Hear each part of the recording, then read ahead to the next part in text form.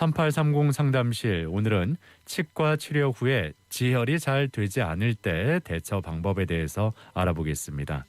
도움 말씀에 바른길 치과 정기룡 원장입니다. 안녕하세요. 네, 안녕하세요. 네. 자, 먼저 그 치과 치료를 받은 후에 이 피가 잘 멈추지 않는 경우, 어떤 경우들이 있는지 좀 살펴보죠. 네, 그 오전에 발치를 한 다음에 네. 오후에 이제 치과로 전화가 올 때가 있어요. 피가 안 멈춘다고. 그래서 네네. 이제 걱정이 되잖아요. 예.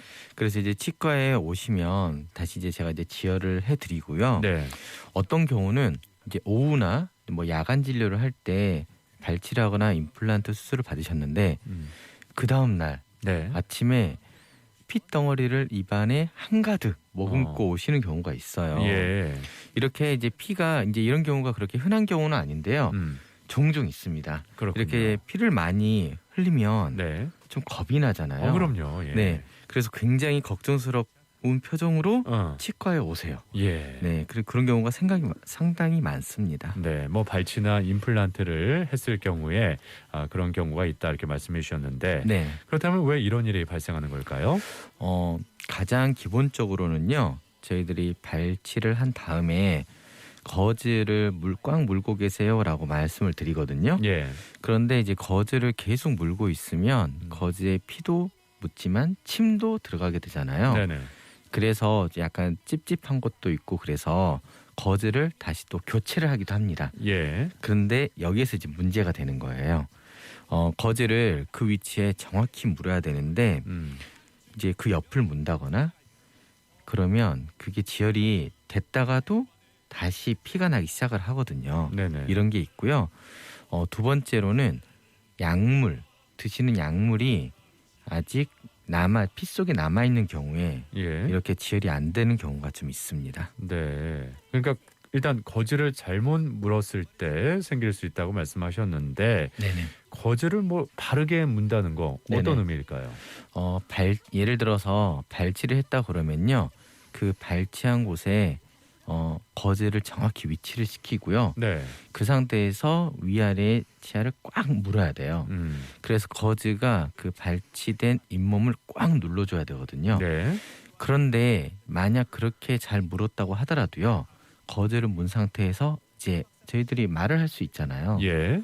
말을 하면서 음. 지글지글 갈아버리는 거예요. 음. 그러면 피가 굳어서 이제 혈병이 있는데요. 네. 그 혈병이라는 게 핏덩어리거든요. 그 핏덩어리가 지글지글 거지가 이렇게 마찰을 주잖아요. 네. 그럼 그게 다시 피가 납니다. 그럼 계속 악순환이 되거든요. 예. 그런데 피가 한번 나기 시작하면 이제는 무섭잖아요. 그러니까 이제 거즈를 정확한 위치에 대고 꽉 물어야 되는데 바로 옆쪽으로 거즈를 대고 문다든지 네. 그러면 이게 제대로 압박이 안 돼요. 지혈의 가장 기본은 압박이거든요. 예. 네. 근데 그 거즈를 물고 있을 때 뭘 마시거나 뭘 먹어야 되는데 그럴 때는 뭐 아무것도 섭취를 하면 안 될까요? 그래서 보통 치과에서는 예.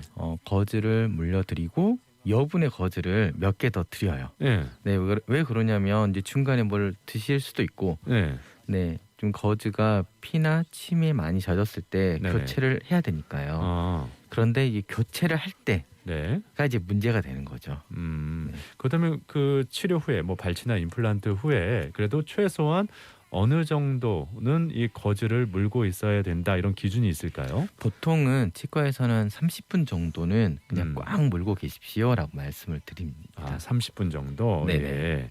근데 이렇게 거즈를 제대로 물었음에도 불구하고 피가 계속 나는 경우 왜 그럴까요?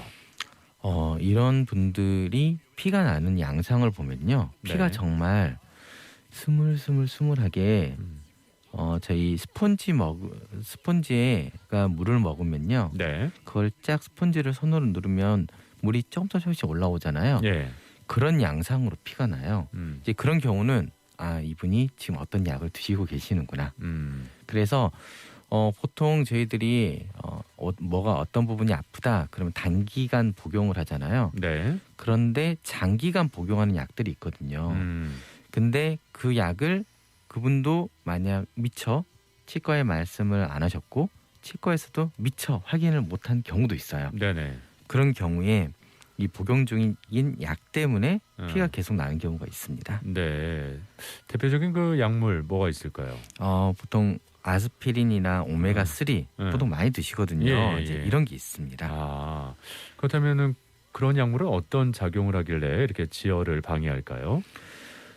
혈액 속에는요, 그 여러 이제 성분이 있잖아요. 네. 그런데 피가 굳어서 응어리진 걸 혈전이라고 하거든요. 네. 이제 그게 아스피린이나 와파린, 오메가 3 이런 게요. 이 혈액 속에서 혈전이 생기는 걸 방해를 합니다. 음. 네. 그런데 어떻게 보면 방해한다기보다는요. 혈전이 생기지 않게 막아주는 거죠. 네. 보통 건강한 사람 혈액에서는요. 혈액은 혈관 속에서 응고된 일이 없어요. 그런데 뭐 혈관 안에 있는 내피가 손상을 입거나 염증이 있거나 아니면 혈액이 정체되거나 응고성이 높아진 경우에 국소적으로 혈전이 생깁니다. 네. 그런데 이제 그게 문제가 되는 게요. 심장의 혈관에서 생기면 심근경색이 발생하는 거고요. 네. 뇌에 생기면 뇌경색이 발생하는 거죠. 예, 예. 그러니까 혈전이 혈관 속에서 생기지 않도록 막아줘야지 네, 이게 소중한 생명을 지킬 수 있겠죠. 네. 그러니까 이 약물이 어떻게 보면 필수인 분들이 꽤 계세요. 그렇죠. 네. 예. 자, 오늘 치과 치료 후에 지혈이 잘 안 되는 경우 대처 방법에 대해서 전해드리고 있는데, 자, 치과 치료를 할 때 지혈이 안 되게 해서 계속 피가 나면은 이것 또한 좀 안 좋을 것 같은데, 예. 네네. 제가 좀 전에 피가 잘 멈추지 않게 하는 약물 중에 대표적인 게 아스피린과 와파린이라고 말씀드렸잖아요. 예, 예, 예. 그런데 이 약을 복용 중이시라고 해서 치과 치료를 무조건 또 연기하시면 안 돼요. 네네. 예를 들어 뼈를 직접 건드리지 않는 스케일링이나 잇몸 치료, 신경 치료, 그리고 충치 치료나 크라운 치료는요. 저희들이 출혈 가능성이 거의 없거든요. 예, 예. 그래서 이런 치료 자체를 이 약을 드신다고 해서 안 받으시면 안 되죠. 예, 예. 이렇게 치료를 미루시다가 혹시라도 이를 뽑게 되면 그때가 더 큰일 나는 거잖아요. 네네. 그리고 이게 이제 혹시라도 발치나 잇몸 수술, 임플란트 수술 이렇게 이제 피가 나는 치료 있잖아요. 예, 예. 이런 경우에는 이 약을 드실 때 미리 치과에 말씀해 주시고 네. 약간 중단을 하시면 됩니다. 그렇다면 그 발치를 하거나 임플란트 수술을 하기 전에 약물 복용을 중단하는 게 좋다 말씀을 하셨는데, 네. 그거는 또 뭐 주치의 선생님하고 상담을 받은 후에 치과 치료를 또 받는 게 좋겠죠. 네. 근데 보통 어느 정도 중단을 좀 생각하는 게 필요할까요? 보통은 7일인데요. 일주일인데 보통 저희들이 이런 상식을 네네. 아스피린이나 와파린을 드시는 분들은 어느 정도는 알고 계세요. 예, 예. 그런데 이제 문제는 나는 이제 다음 주에 발치를 할 거니까 미리 끊어야지. 그래서 그냥 끊는 분들이 계시거든요. 네. 그런데 저희들이 이제 내과에 자문을 구하는 경우가 있어요. 그러면 만약 수술한 지 심장 수술한 지 얼마 안 됐거나 아직은 피 속에서 조금이라도 혈전이 생기면 이분은 큰일 난다. 네. 이런 경우가 있어요. 그러면 내과 전문의 선생님께서 이분은 앞으로 한 달 동안 절대 이 약을 끊으시면 안 됩니다. 라고 하는 분들도 계시거든요. 예, 예. 그렇기 때문에 이걸 나는 일주일 전에부터 끊어야 되겠다라고 혼자서 생각하시면 안 돼요. 네, 꼭 여쭤보셔야 됩니다. 네. 네. 그러니까 앞서 그 아스피린 또 와파린 계통의 약물을 말씀하셨는데, 네네. 거기에 하나 더 오메가3도 말씀을 하셨단 말이에요. 네네. 오메가3는 뭐 건강 기능 보조식품으로 많은 분들이 그냥 평소에도 뭐 드시는 그런 영양제 중에 하나가 아닐까 싶은데, 네네. 이 오메가3 역시 지혈을 방해할 수 있다고요? 네, 그 오메가 3가 혈중 중성지방 수치를 낮춰줘서요 혈액이 찐득하지 않게 해주고 네. 그래서 동맥경화를 예방하는 효과가 있다고 알려져 있어서요 네. 혈관 건강을 걱정하시는 분들이 많이 드세요. 그리고 이게 오메가 3를 드시는 분들 중에 아스피린을 동시에 드시는 분들도 꽤 되시거든요. 네네. 그러면 지혈이 더더욱 안 되는 경우가 많습니다. 네. 근데 뭐 뇌혈관 질환, 뭐 심장 질환 있는 분들은 각별히 조심을 할 텐데. 네네. 근데 그런 질환이 없이 앞서 말씀드린 대로 그냥 건강을 위해서 네네. 평소에 영양제, 오메가3 드시는 분들 계시잖아요. 네네. 그럼 이런 분들도 치과 치료 전에는 네. 오메가3를 어느 네. 정도 복용을 중단하는 게 좋은 건지 어떻습니까? 질병 때문에 아스피린이나 와파린을 꼭 드셔야 되는 경우가 아니라 네네. 단순히 나는 건강 기능식품 차원에서 예. 오메가3를 드신다. 그런 분들도 일주일 정도는 그냥 안 드셔야 됩니다. 아, 그래요? 네네. 안 드시는 게 좋습니다. 만약에 그걸 드시고 계시다면은 반드시 그런 치료 전에 충분히 전문의와 상담을 해야겠군요. 네네. 이런 부분도. 네네. 예. 근데 그 주치의가 그 아스피린 계통의 그런 약물 복용을 7일 정도 중단해도 된다고 해서 발치나 임플란트 수술을 했어요. 네네. 근데 하고 나서 언제 다시 복용을 해도 될까요? 이 약물을 무한정 안 드실 수는 없어요. 그럼요. 예. 이게 수술하고 나서 지혈이 문제잖아요. 네네. 그런데 발치나 임플란트 수술을 하고 나서 지혈이 됐어요. 네. 이제 피가 안 나요.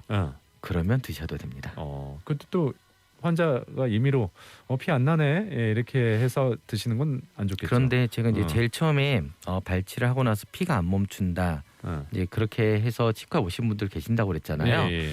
그런 분들은요 피가 입안에 막 차 있습니다. 네네. 네, 그런 게 아니라면요. 그리고 이제 약을 드신다고 그래서 그 약이 우리 몸속 전체 혈액 속에 들어가는 데까지 또 시간이 걸립니다. 네, 그래서 피가 멈췄구나라고 생각이 드시면요. 네. 보통 바로 드셔도 되고요. 대체적으로는 예. 하루 정도 경과를 지켜보시고 네. 다음 날부터 드십시오라고 말씀을 드립니다. 피가 멈춘 걸 확인하고 나서 네네. 하루 정도 좀 경과를 좀 더 보고 네네. 예, 그다음에 약을 다시 복용하는 게 좋겠다고요. 그렇죠. 예. 그렇게 피가 잘 멈추지 않는 경우 이럴 때 치과에서는 어떤 도움을 받을 수 있을까요? 보통 이제 저희들이 피가 잘 안 멈춘다라고 해서 치과에 오시잖아요. 네. 그럼 치과에서는요 지혈할 수 있는 방법이 있습니다. 네, 어떤 방법이요? 일단 지혈제를 이용하고요. 지혈제. 그 지혈제를 넣어서도 지혈이 안 되면 정말 피가 나는 그 부분을 전기 소작기를 이용해서 예, 지지거나 찢어주고. 만약 혈관에서 퐁퐁퐁 이렇게 피가 난다 그러면 그 주변을 실로 꽉 묶어주면서 지혈을 하거든요. 네. 그러니까요 지혈이 안 되는 것 같다 그러시면 무조건 치과에 가셔야 됩니다. 네. 자, 지금까지 도움 말씀에 치과의 정기룡 원장이었습니다. 수고하셨습니다. 네, 수고하셨습니다.